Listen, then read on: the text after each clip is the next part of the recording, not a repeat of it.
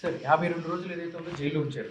దాని తర్వాత నెలల తరబడి ఆ కోర్ట్ అని, ఈ కోర్ట్ అని, ఈ కోర్ట్ అని మొత్తం అన్నీ తెప్పించుకొని చూసారు. ఏమి దొరకలేదు.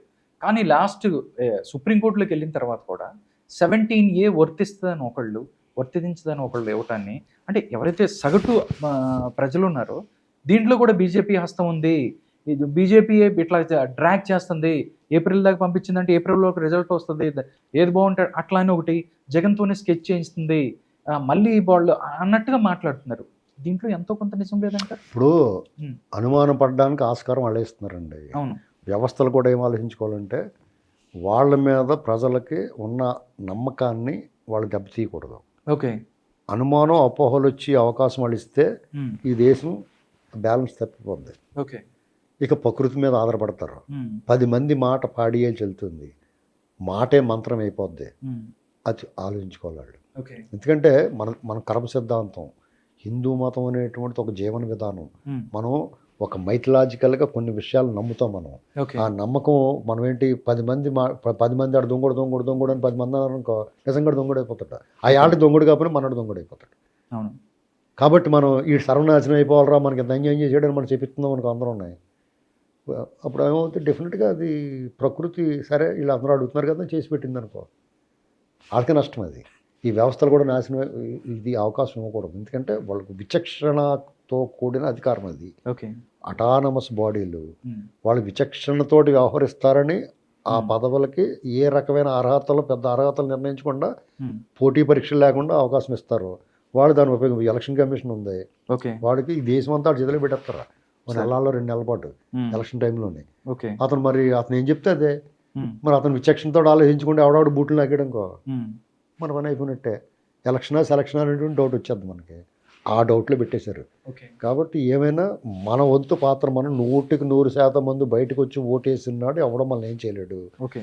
అందరూ కూడా ఒకే రకంగా ఆలోచించాలి.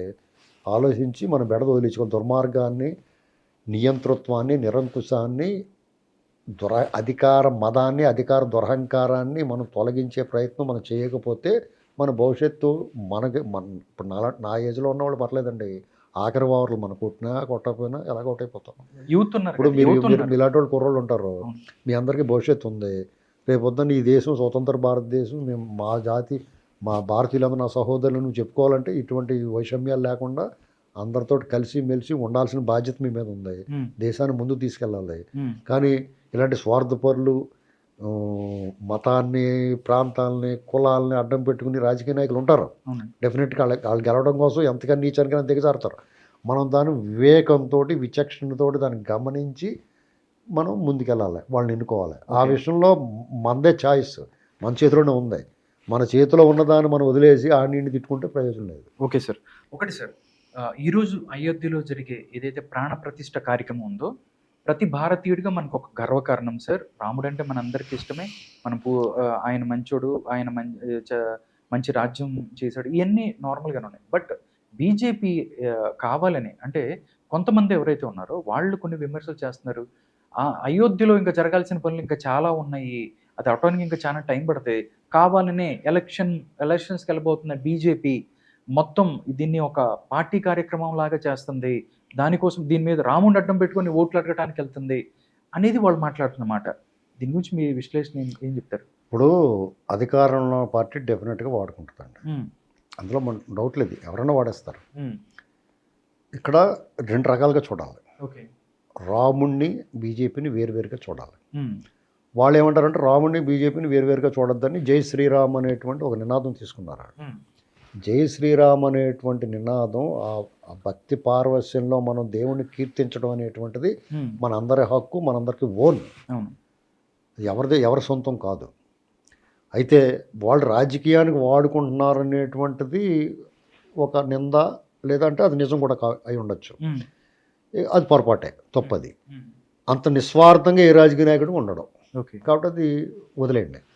ఇక మోడీ గారు డెఫినెట్గా దాన్ని వాడేస్తాడు. అసలు మామూలుగా వాళ్ళు బీజేపీ వాళ్ళు తుక్కేసేసి మళ్ళీ తుడిచేసి ఫోటోలు తీయించేసుకుంటున్నారు. వాళ్ళు చూసావా వీడియో వచ్చింది, ఈ చేతితో తుక్కట్టుకుని ఆ డస్ట్ అంతా అలా వాడేసి వాళ్ళు సీపుగా తుడిచేస్తున్నాడు. ఇంక ఇలాంటి శాస్త్రాలు మనం భరించాలి, మనం ఏం చేస్తాం మరి. ఇప్పుడు ఆయన కూడా ఇప్పుడు మోడీ గారి మీద మన కోపం ఎందుకు ఉంటుందండి? ఆయన ఈ దేశానికి ప్రధానమంత్రి. మన ప్రధానమంత్రి ఎలా ఉండాలి? అందరూ గౌరవించాలి, ఎవరు కూడా ఒక మాట అంటానికి ఆలోచించాలి, ఆయన హుందాగా ఉండాలి అని కోరుకుంటారు. మరి పబ్లిసిటీ ఆయనగా పబ్లిసిటీ, ఫోటోలు పిచ్చి ఉందని ఒక్కొక్కరికి ఒక రకం, ఆయనకి ఆ పిచ్చి ఉందనుకోండి, ఫోన్లే లడ్డం. కానీ ఈ దేశాన్ని కూడా ముందు నడిపించాలి, ఆయన సరిగ్గా ఈ దేశాన్ని ముందు నడిపించలేకపోతే. కానీ బీజేపీ వాళ్ళది ఏదైతే ఉందో 370 ఆర్టికల్ విషయంలో కానీ, ఇది రామ జన్మభూమి రామాలయం విషయంలో కానీ వాళ్ళు పూర్తి చేస్తారు. ఆ రెండు పూర్తి చేసేసిన తర్వాత ఇక మనం కాళ్ళతో పనేటి అని కొంతమంది ఆలోచిస్తారు. ఇప్పుడు మీకోసం తిరుగుతున్నానండి ఏదో పని కోసం, ఆ పని అయిపోయిన తర్వాత ఆత్మని మీ దగ్గరికి ఎందుకు వస్తాను? అంతే కదా, అవునా కదా, అంతే. ఆ పని అయిపోయింది. కాబట్టి మన బీజేపీతో పని లేదు యాక్చువల్గా. కానీ మరి ఆ పని చేసి పెట్టాడు కదా అని చెప్పేసి వాళ్ళని అప్పుడప్పుడు పలకరించడం కరెక్టే కదా.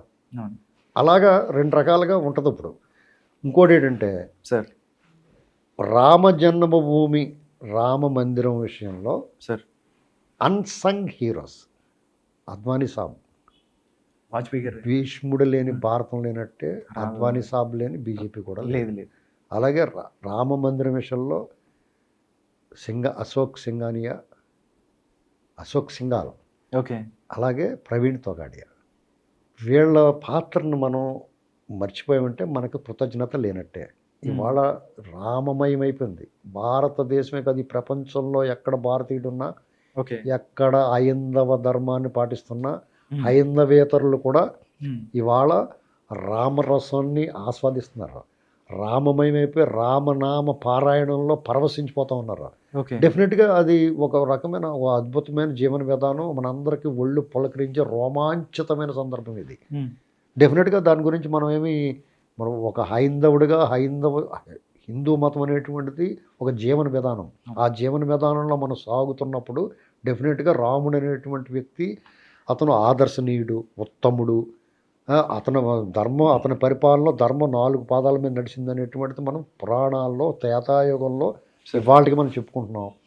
రామాయణం అనేటువంటిది మనం నిత్యం పారాయణం చేస్తాం. మనం ఏదో రూపంలో ఎక్కడో చోట శ్రీరామ జై శ్రీరామ్ అనేటువంటిది, శ్రీరామ రామ అనేటువంటిది మనం వింటా ఉన్నాం. అలాగే అదొక మనకు సుందర కావ్యం వాళ్ళ రామాయణం అనేటువంటిది. డెఫినెట్గా అది కల్పితమా నిజమా ఏమైనా కానీ ఉన్నాయి, అది పురాణ ఇతిహాసాల్లో అది ప్రథమ స్థానంలో ఉంది. కాబట్టి మనకు రాముడికి సంబంధించిన కానీ రామాయణానికి సంబంధించిన కానీ ఏ రకమైన చిత్రకథ కానీ లేకపోతే కథాగానం కానీ మనల్ని కంప్లీట్గా మనం వసూలు చేసుకుంటుంది. మీరు చూడండి, ఒక సినిమా లవకుశ సినిమా రామారావు గారు తీసుకుంటే అసలు ఈ పురాణ పురుషుల్ని మన ముందు సాక్షాత్కరించిన వ్యక్తి ఎన్టీ రామారావు గారు. అంటే త్రేతాయుగంలో రాముడిగా వేసిన, ద్వాపర యుగంలో కృష్ణుడిగా వేసిన, లేకపోతే రావణ, దుర్యోధన, ఘటోత్కజ, కీచక ఇలాంటి పాత్రలు అంటే దుష్ట పాత్రలు పోషించిన, అర్జున, కిరీటి, పార్థ, శాలివాహనుడి పాత్రలు పోషించిన ఆయన ఏ పాత్ర పోషించినా మనకి పురాణ పురుషులను కళ్ళ ముందు నిలబెట్టాడు. కాబట్టి ఎన్టీ రామారావు గారు వల్ల కూడా మనకి పండితులకి ఎలాగా దీని గురించి తెలుస్తుంది, పామరులకు కూడా ఈ రామాయణం మీద ఆసక్తి, అలాగే మహాభారతం మీద ఆసక్తి కలిగింది. ఇప్పుడు బాబు గారు ఉన్నారు, రామాయణాన్ని అసలు ఎక్కడ అవకాశం ఉంటే అక్కడ రామాయణం చెప్పడానికి ప్రయత్నం చేస్తాను నేను. ఇప్పుడు ఆయన సంపూర్ణ రామాయణం అని సినిమా తీసాడు, ఆయన శ్రీరామ పట్టాభిషేకం అని సినిమా తీసాడు, ఇలాంటి సినిమాలు తీసాడు. సినిమాలు తీసి రామాయణాన్ని మన ముందు రంగుల హరివిల్లగా ఆవిష్కరించాడు. అలాగే ముత్యాల ముగ్గులాంటి సినిమా తీసాడు, సుందరకాండ. ఇలాగా అంటే ఆయన ఎక్కడ వీలైతే అక్కడ రామాయణాన్ని మనకు చెప్పడానికి ప్రయత్నం చేశాడు. ఇలాగ అనేక మంది దర్శకులు ఉన్నారు, కవులు ఉన్నారు, కళాకారులు ఉన్నారు. అంటే బుర్రకథాగాను, హరికథాగాను, పురాణ కాలక్షేపం, ప్రవచనాల్లో రామాయణాన్ని అనేక విధాలుగా నిత్యం ఆయన గరికపాటి నరసింహారావు గారు కానీ, మన కోటేశ్వరరావు గారు, చాగంటి కోటేశ్వరరావు గారు కానీ ఎవరైనా సరే నిత్యం మనకి ఏదో రకంగా చెప్తూనే ఉన్నారు. కాబట్టి ఇదేదో కొత్తగా మనకి ప్రయత్నం చేసింది కానీ, లేకపోతే కొత్తగా మనకి ఈ మోడీ గారు రావటం వల్లే రాముడు మనకు తెలిసాడని కానీ మనం అనుకోవాల్సిన అవసరం లేదు. మనం వాళ్ళని దూషించక్కర్లేదు. డెఫినెట్గా మోడీ గారి మీద కోపం ఉంటుంది కాబట్టి మనకి ఆ కోపం ఉంటే బీజేపీ మీద, మోడీ గారి మీద చూపించుకోండి. కానీ రామ మందిరం మీద కానీ, రాముడి మీద కానీ, రామాయణం మీద కానీ, రాముడి వ్యక్తిత్వం మీద కానీ, ఆయన ఉత్తమ పురుష లక్షణం దాని గురించి మనం ఎవరు విభేదించాల్సిన అవసరం లేదు. మనం మన ఆనందాన్ని మన పరవశాన్ని దాచుకోవాల్సిన అవసరం లేదు. గుడ్ లేదు. Okay sir.